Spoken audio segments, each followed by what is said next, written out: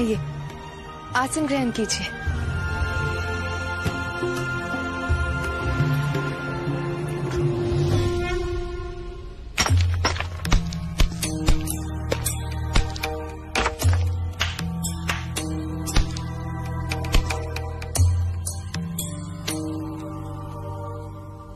परसम मित्र, अब चमत्कार जानती हो क्या?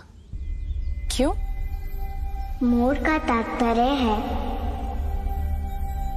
आपने शीतल पत्थर से अग्नि प्रकट कर ली। प्रकृति में विद्यमान प्रत्येक जीव, पदार्थ, प्राणी सभी के भीतर एक ज्वार दबा होता है जो घर्षण से बाहर आ जाता है। वही अग्नि इन शीतल पत्थरों के भीतर भी थी। इसका अर्थ है कि आपके और हमारे भीतर भी अग्नि छिपी हुई है। हाँ, शक्तियों की अग्नि एवं ज्वाला हम सबके भीतर होती है। यदि कोई मार्ग दिखाने वाला मिल जाए, उनसे हमारा परिचय करवाने वाला मिल जाए, तो वही शक्तियां अग्नि बनकर जागृत हो जाती है, अन्यथा सुप्त हो जाती हैं। जैसे आपको आपकी शक्तियों के विषय में बताया गया, तो आपने विषपान कर ब्रह्मांड को बचाने का असंभव कार्य किया, है ना? मेरी माँ ने मुझे मेरी शक्तियों से परिचय करवाया, तभी मैं जान पाया कि मेरे भीतर भी इतनी बड़ी शक्ति छिपी हुई है।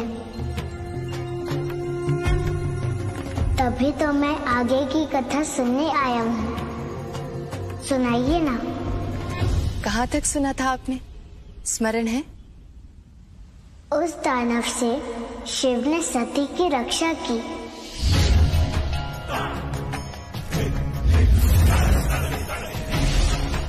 सती,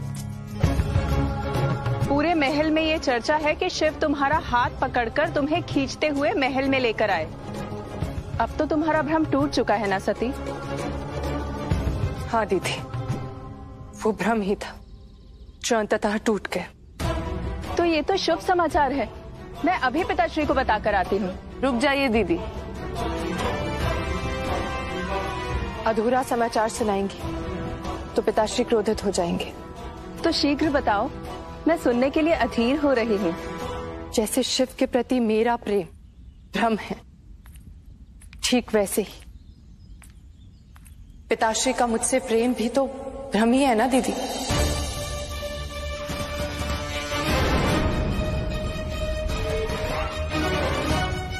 क्या कहा तुमने? तुम चेतना में तो हो? हाँ दीदी, शिव से मात्र आकर्षित होने से पिताश्री मुझसे क्रोधित हो गए। तो क्या ये उनका सच्चा प्रेम है? एक और मेरे पिताश्री हैं, प्रजापति दक्ष, जो शिव से प्रतिशोध लेना चाहते हैं, और वहीं दूसरी ओर शिव है, जिन्हें किसी से कुछ नहीं चाहिए। प्रेम तो मुझे यहाँ दोनों ओर नहीं दिखता दीदी, क्योंकि प्रेम तो हृदय का वो पवित्र भाव है जहां आपका सब कुछ मिट जाता है।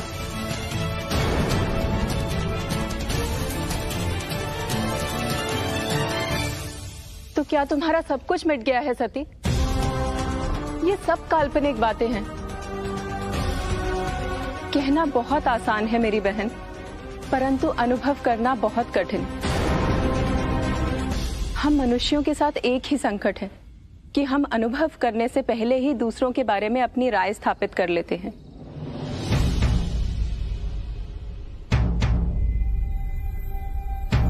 हे महादेव, अपनी दया मुझ पर हमेशा बनाए रखना, ताकि मैं नित्य आपकी चौखट पर आती रहूं और आपके दर्शन करती रहूं। शीलावती, सारा गांव महादेव से मांगता है और तुम वर्षों से नित्य आती हो, फिर भी कुछ मांगती नहीं। मांग लो, यहाँ मांगने से सबकी मनोकामनाएं पूरी होती हैं। मैं क्या मांगू पुजारी जी इनसे? महादेव ने तो मुझे पहले से ही परिपूर्ण करके रखा है। निरोगी काया है, पौत्र के रूप में इतनी बड़ी संतति दी है, मैं तो बस यही मांगती हूँ अपने महादेव से, मेरे भीतर भक्ति की अखंड ज्योत जलाए रखे।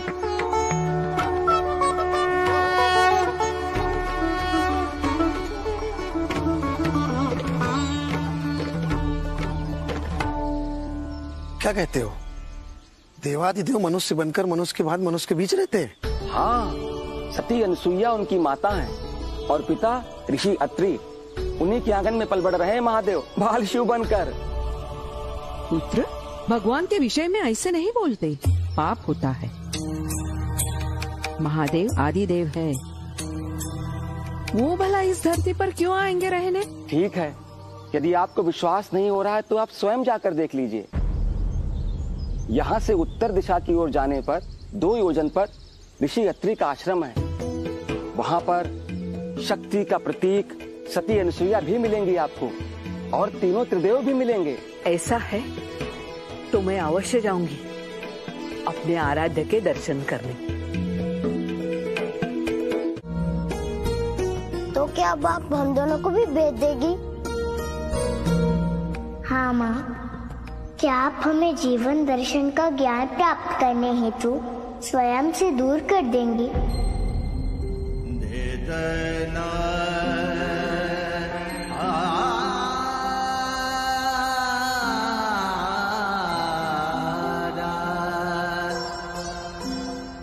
नहीं शिव, मैं तुझे स्वयं से कभी दूर नहीं कर पाऊंगी, क्योंकि तू सबसे भिन्न है। तुझे मेरी आवश्यकता है, हर पल हर पग पर आवश्यकता है।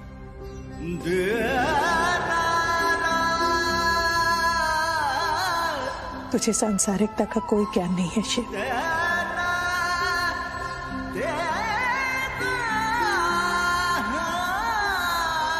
इसीलिए अब मेरी छत्र छाया में मैं तुझे ज्ञानवान, आदर्शवान और प्रतिभावान बनाऊंगी। सांसारिकता का सारा ज्ञान मैं स्वयं तुझे दूंगी।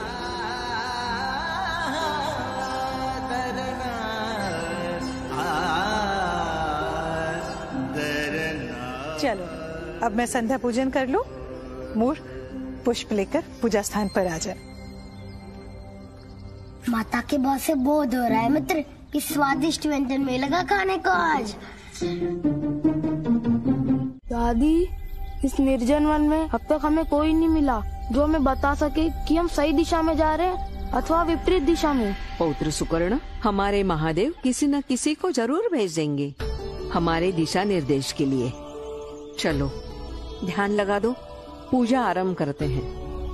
ओम नमः शिवाय। नमः शिवाय।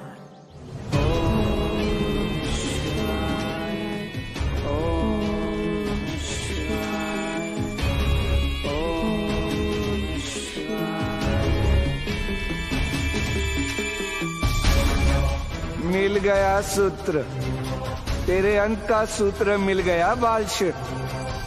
यही बनेंगे मेरे योजना को सफल बनाने के सूत्र।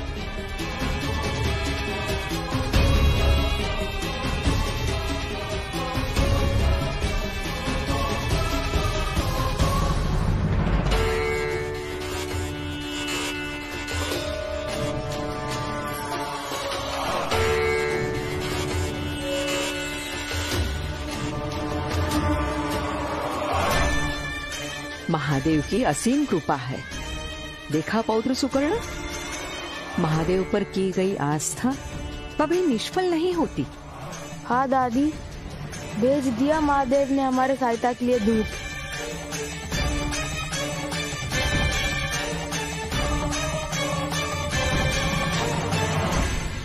क्या आप हमारी सहायता करेंगे? कैसी सहायता? हम महादेव जी के दर्शन के लिए जा रहे हैं। हम दिशा भ्रमित हो गए हैं। आप हमें अत्रि ऋषि के आश्रम का पता बता देंगे? हमें वहीं जाना है। हमारे महादेव बाल शिव के रूप में सती अनुसया के पुत्र बनकर रह रहे हैं। अवश्य बताऊंगा। क्या आवश्यकता थी उसे उस वृद्धा के पौत्र की रक्षा हेतु राक्षस की गुफा में जाने की? दिखा मुझे, कहाँ है वो महिला? आइए माता।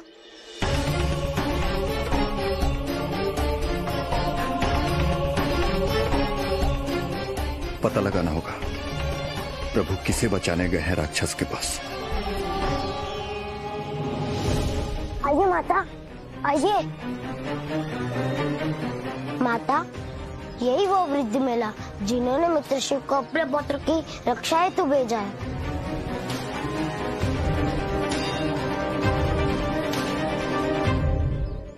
कहाँ भेज दिया आपने मेरे पुत्र को? किस राक्षस के पास भेज दिया? मैंने आपके पुत्र को कहीं नहीं भेजा है। मैंने मेरे प्रभु, मेरे आराध्य महादेव को भेजा है, मेरे पौत्र की रक्षा करने के लिए। यदि शिव आपके आराध्य है और आप शिव के भक्त हैं, तो ये आपको ज्ञात होना चाहिए कि अब शिव मेरे पुत्र है और किसी भी माँ के लिए उसका पुत्र कितना अमूल्य है, ये आपको पता होना चाहिए। आपके पौत्र की सुरक्षा के लिए मेरे पुत्र को संकट में डाल दिया। आप महासती है, त्रिदेव की माता है। संसार के संकट हरने वाले शिव पर कोई संकट आएगा? आपके द्वारा ऐसा कहना अकल्पनीय है, अविश्वसनीय है। महासती से पहले मैं एक माँ हूं। मेरा शिव बहुत भोला है। सांसारिकता और व्यवहारिकता का उसे कोई ज्ञान नहीं है और ये संसार उसके इसी भोलेपन का लाभ उठाता है। मैं आपसे पूछती हूँ, यदि आज मेरे शिव को कुछ हो गया तो उसका उत्तरदायी कौन होगा? मैंने ये सब जानबूझकर नहीं किया है देवी। जब मुझे पता चला महासती अनसुईया ने अपने तपोबल से केवल शिव को ही नहीं, ब्रह्मा और विष्णु को भी बालक बना लिया है। हम दिशा भ्रमित हो गए हैं। आप हमें अत्रि ऋषि के आश्रम का पता बता देंगे? हमें वही जाना है। तुझे सौंपने के लिए इसका अपहरण नहीं कर रहा हूँ मैं, उस बाल शिव को अपने पास बुलाने के लिए कर रहा हूँ।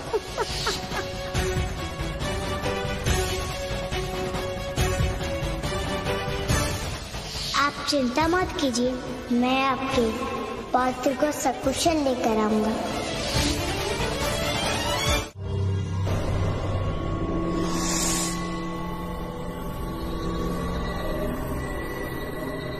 यही वो गुफा है जहां मेरे प्रभु आए हैं।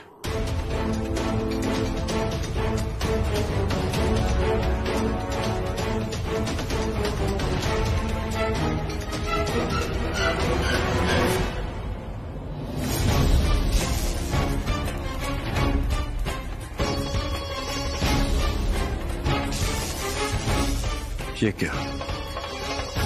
त्रिशूल की गति इतनी मंद क्यों पड़ गई? ए त्रिशूल, अपना ये व्यर्थ का प्रयास बंद कर। जब तक मेरी मणि की शक्ति इस गुफा में है, मुझे कोई नहीं मार सकता, कोई नहीं।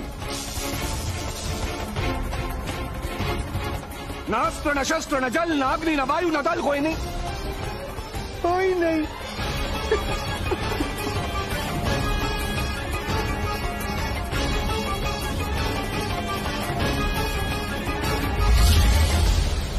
अब ठहर तू।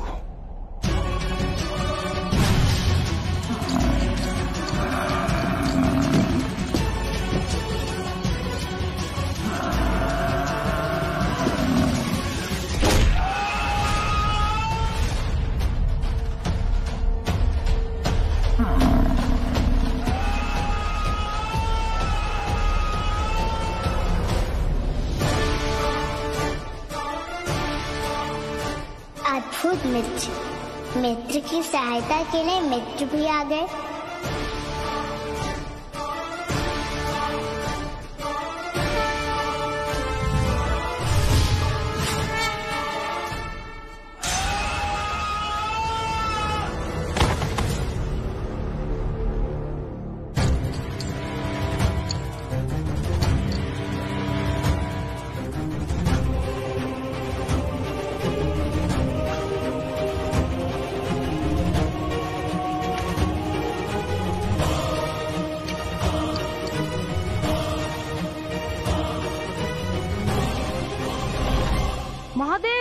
वो भाग रहा है।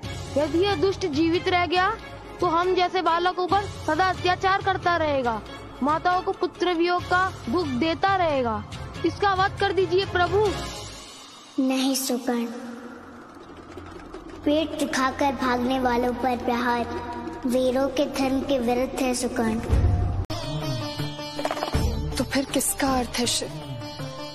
मेरे पास तो इन 5 इंद्रियों से संचालित केवल मेरा शरीर है। मैं तो इसी की परिधि में बंधी हूँ, सिमटी हूँ। सती, तुम अतीत और भविष्य के मध्य में खड़ी हो। वर्तमान को स्वीकार कर लो ताकि होने वाले संताप से मुक्त हो सको।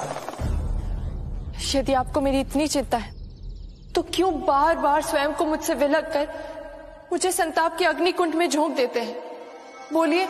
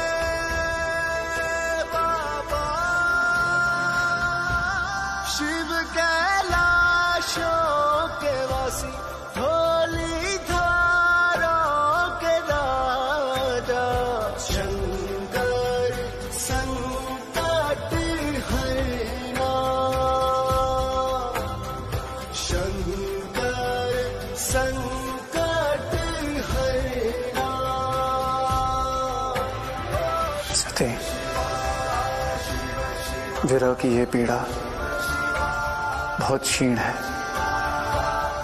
बहुत कम है। इस अग्निकुंड को तो तुम आत्मसात कर लोगे, परंतु हमारे मिलन से जो पीड़ा उत्पन्न होगी उस ज्वालामुखी को तुम आत्मसात नहीं कर पाओगे। यही कारण है आप मुझे स्वीकार नहीं कर रहे हैं, क्योंकि आप मुझे पीड़ा में नहीं देख सकते। परंतु आपकी पीड़ा का कारण भी तो मैं ही हूं ना।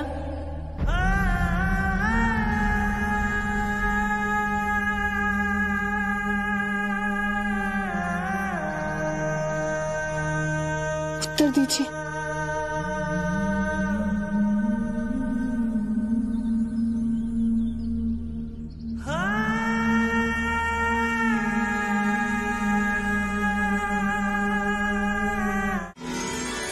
अति उत्तम भ्राता, अति उत्तम।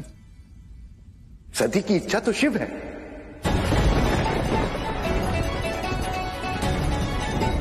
सती का विवाह शिव से करने का निर्णय अति उत्तम है।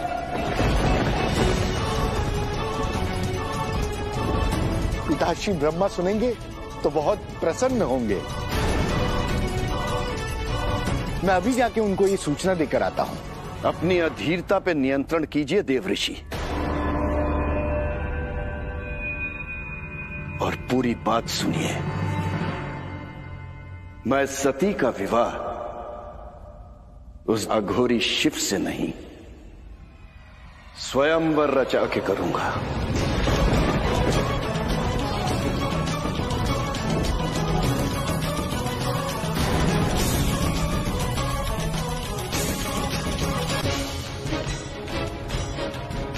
सती कदापि सहमत नहीं होगी आपके इस निर्णय से।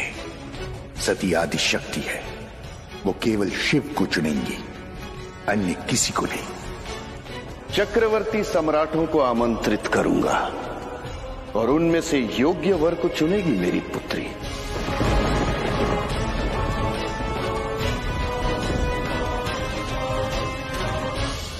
क्षमा करें भ्राता दक्ष, ये आप सती के साथ अन्याय करेंगे।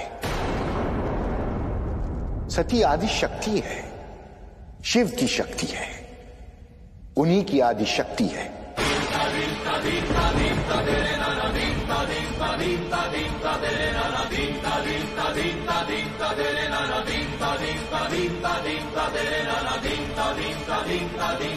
उनका विवाह केवल शिव से हो सकता है, अन्य किसी और से नहीं।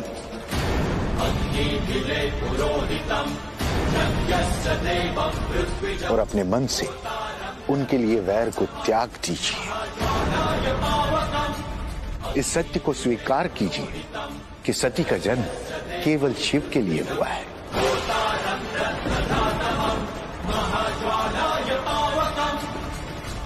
उनके अतिरिक्त सती की शक्ति को कोई वहन नहीं कर सकता।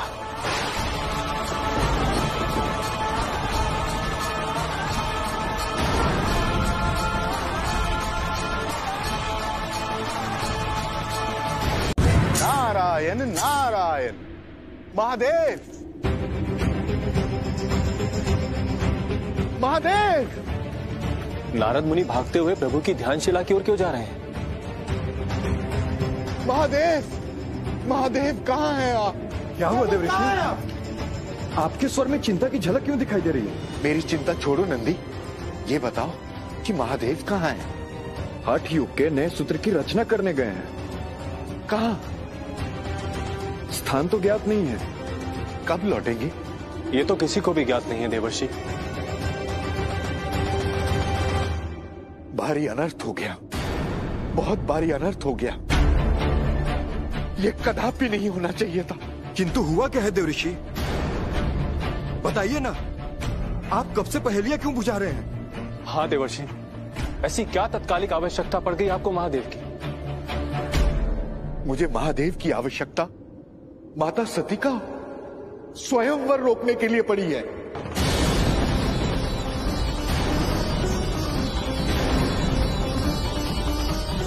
नहीं देवऋषि, ये नहीं हो सकता।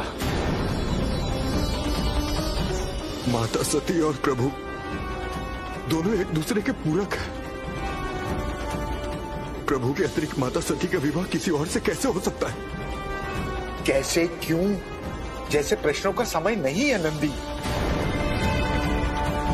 हमें शीघ्र अतिशीघ्र महादेव तक ये सूचना पहुंचानी है कि प्रजापति दक्ष ने अपनी पुत्री सती का स्वयंवर रचने का निर्णय लिया है।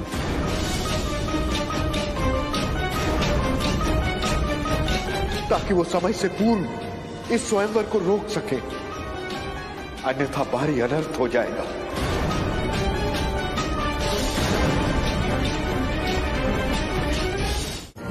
पुत्र दक्ष, पुत्री के पिता के रूप में अपनी पुत्री के सुखमय जीवन हेतु ये निर्णय अवश्य उचित है, परंतु क्या तुम जानते हो कि सती कौन है?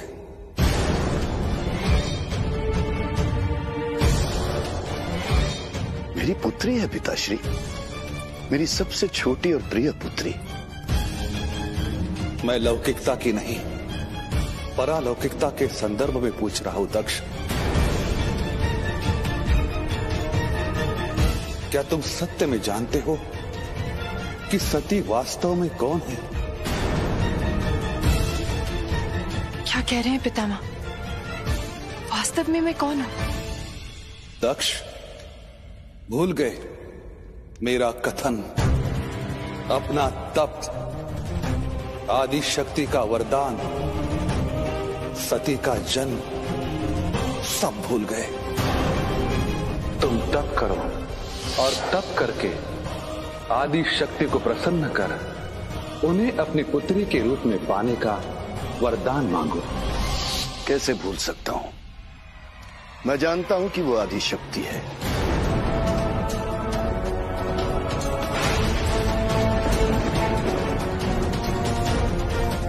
परंतु मैं ये भी जानता हूं कि वो मेरी पुत्री है। इस सत्य को भी मैं नहीं भूल सकता।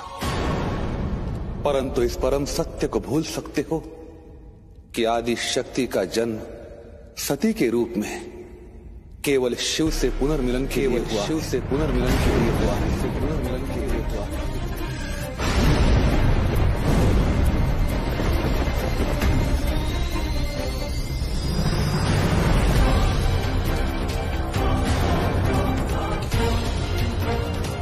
पुत्र दक्ष, अपने पिता का परामर्श मानो। शिव और सती के मिलन व्यवधान मत बनो। सती का स्वयंवर रचकर उसका विवाह किसी और से करने का हठ त्याग दो दक्ष, अन्यथा